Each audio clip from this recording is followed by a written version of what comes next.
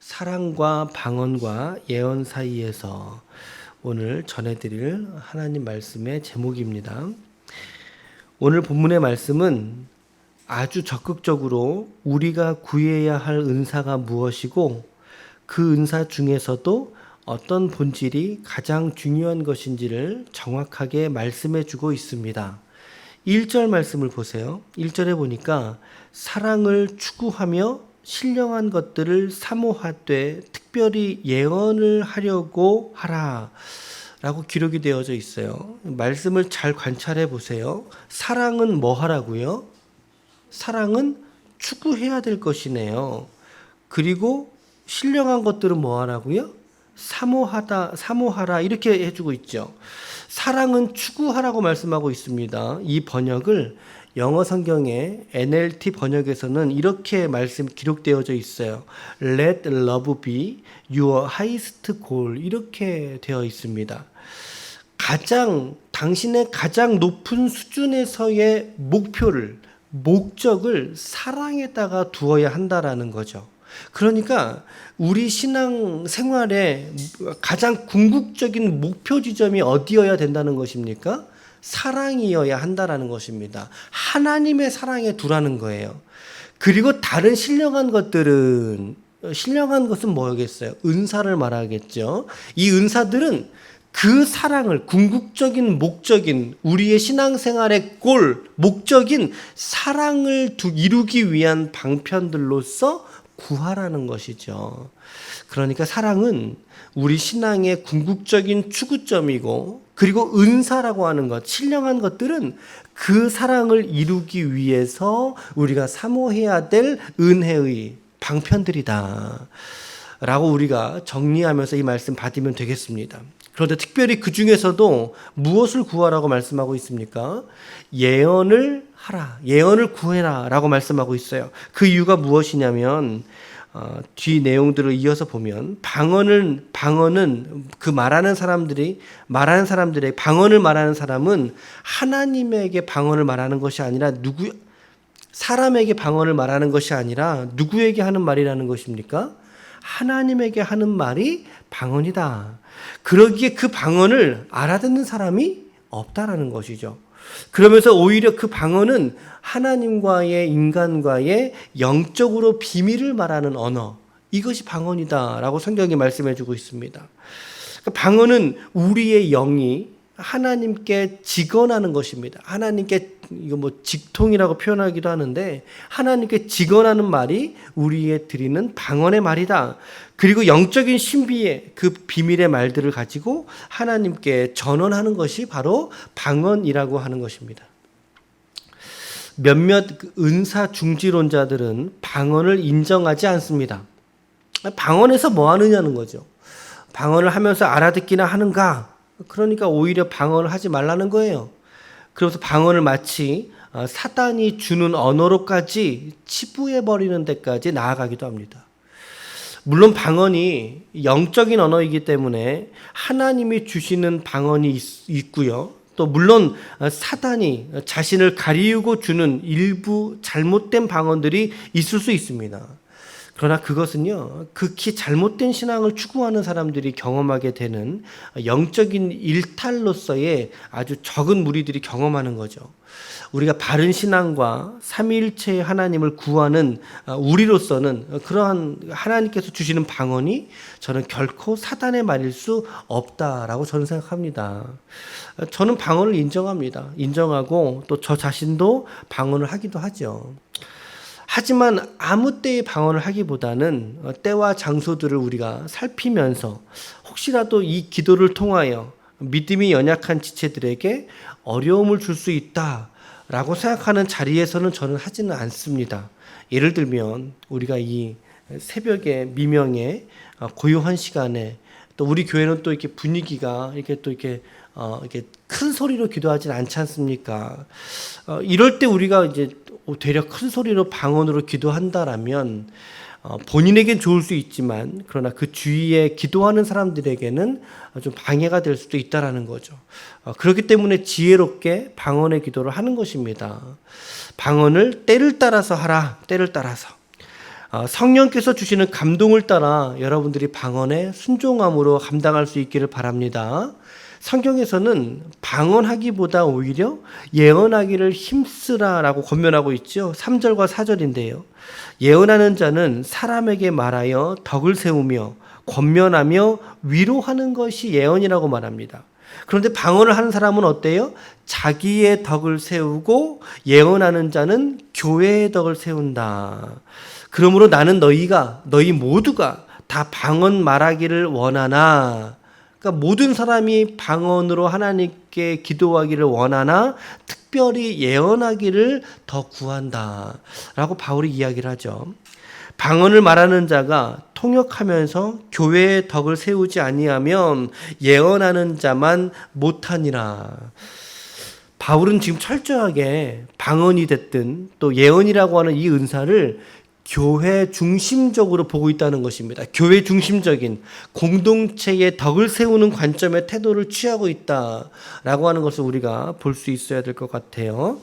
6절 말씀에 예언의 유익에 대해서 말씀해 주고 있죠. 6절 같이 한번 읽을까요? 6절 시작.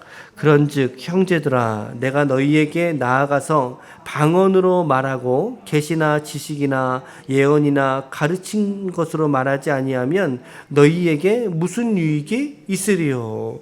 유익하지 않다는 것이죠. 왜요? 알아듣지 못하니까. 내가 방언으로 너희에게 무엇을 가르친다 하더라도 그것이 너희에게 유익하지 않은 이유는 너희들이 알아듣지 못함이니라. 9절 말씀에 이와 같이 너희도 혀로서 알아듣기 쉬운 말을 하지 아니하면 그 말하는 것을 어찌 알아들으리요? 12절 말씀에 그러므로 너희도 영적인 것을 사모하는 자인즉 교회의 덕을 위하여 그것이 풍성하기를 구하라. 이렇게 말하고 있어요. 여기서 그것은 무엇을 받을까요? 예언입니다. 예언의 말씀. 지금 9절과 12절에 모두가 다 지금 너희도 이렇게 돼 있죠. 예, 사도 바울은 계속해서 하는 강조점은 무엇이에요? 너희도 예언하기를 힘쓰라. 그러니까 여기서 말하는 예언은요, 여러분, 그 사람을 위해서, 그 사람을 생각했을 때 무언가 그 사람의 앞날에 떠오를, 그 사람이 경험하게 될 미래에 일어날 어떤 일들을 말하지 않아요. 그렇지 않아요. 마치 우리가 점을 치는 사람이 된 것처럼 그 사람의 미래를 예측해주는 그런 것을 말하라는 게 아니에요. 우리가 오해함으로 이 예언의 말씀을 들으면 예언을 해석하면 안 되는 거예요.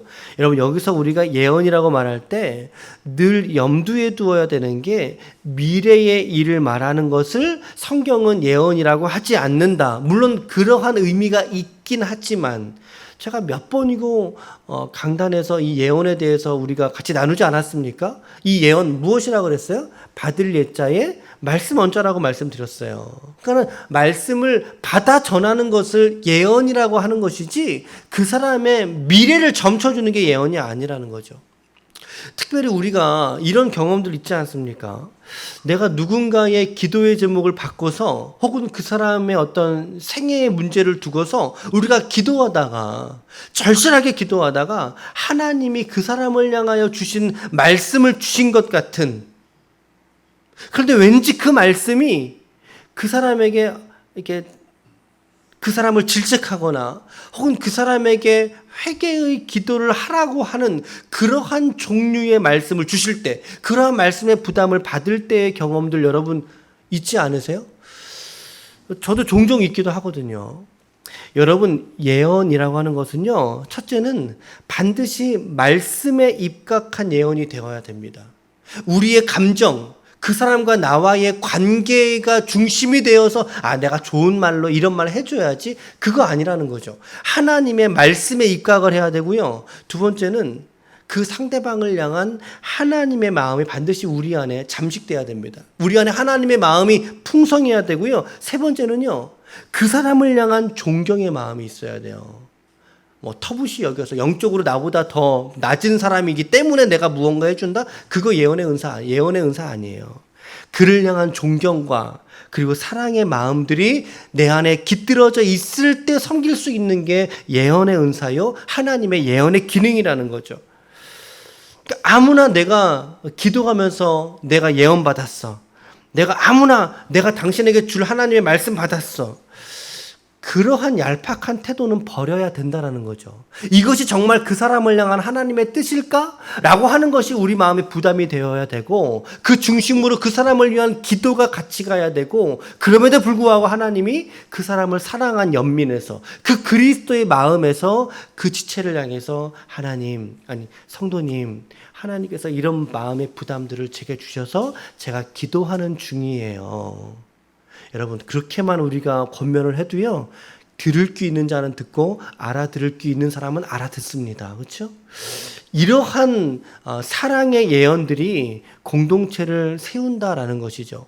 공동체를 세우기 위한 사명의 태도가 바로 예언을 받게 되는 통로가 될 수 있다라고 생각합니다. 성경은, 오늘 말씀은 이러한 사랑의 예언들이 교회 안에 풍성하기를 구하라 라고 말씀하고 있는 것이죠. 이것은 또 다른 말씀으로 바꿔 말한다면 지체들 간의 영적인 유기적인 연합이 항상 있도록 구하라는 거죠. 그것이 없으면 올바로 예언할 수 없다라는 거예요. 그것이 없으면. 그러면서 방언하는 자들을 위해서 지침을 주고 있는데요. 13절 말씀 보세요.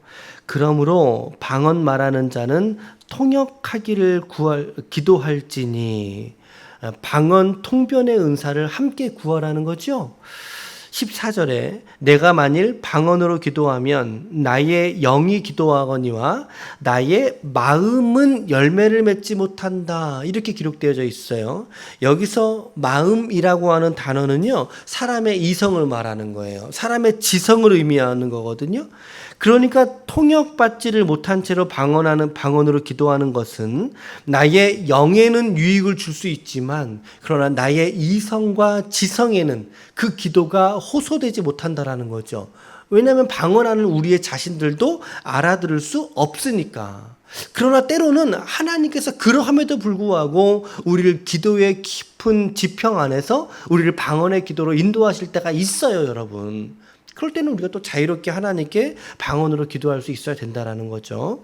16절 말씀에 보니까 그래서 좀 재밌는 표현을 쓰네요. 16절에 그렇지 않으면, 그러니까 이해함으로 통변하면서 기도하지 않으면 네가 영으로 축복할 때, 영으로 축복한다는 말은 뭐겠어요? 방언으로 축복하면서 기도할 때 알지 못하는 처지에 있는 자가, 너의 방언의 기도를 알지 못하는 상황 속에 있는 자, 그러니까 이 말씀을 이제 매일 성경에서는 초신자 혹은 구도자, 그러면서 교회 안에 있는 다른 지체들, 이렇게 지금 이제 그 주석을 달아줬거든요. 그 사람들이 내가 무슨 말을 하는지 알지 못하기 때문에 너의 그 영의 감사에 어떻게 다른 사람들이 동일하게 아멘!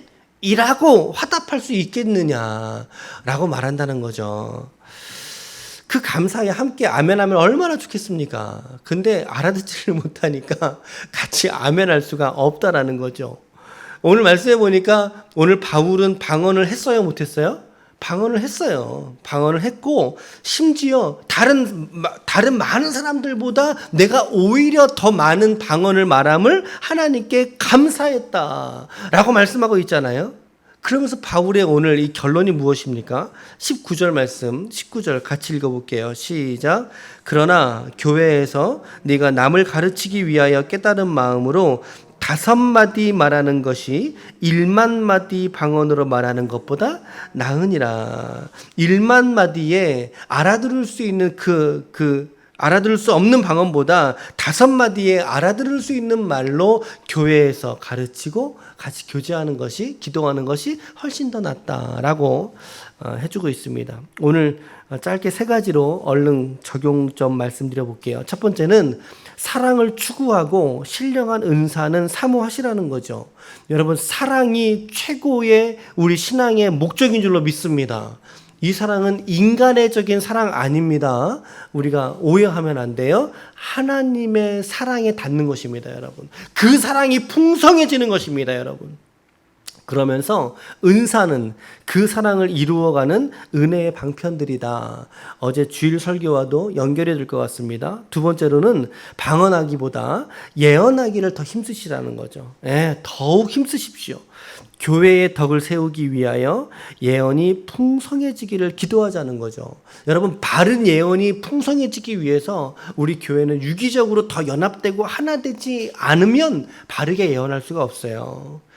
그리고 여러분들에게도 이 예언의 말씀들이 은사가 되셔서 여러분들뿐만 아니라 여러분들 주변에 허락하여 주신 우리 지체들과 여러분들의 가정 안에 하나님의 말씀을 받아 말할 수 있는 말씀의 통로가 될 수 있기를 축복합니다.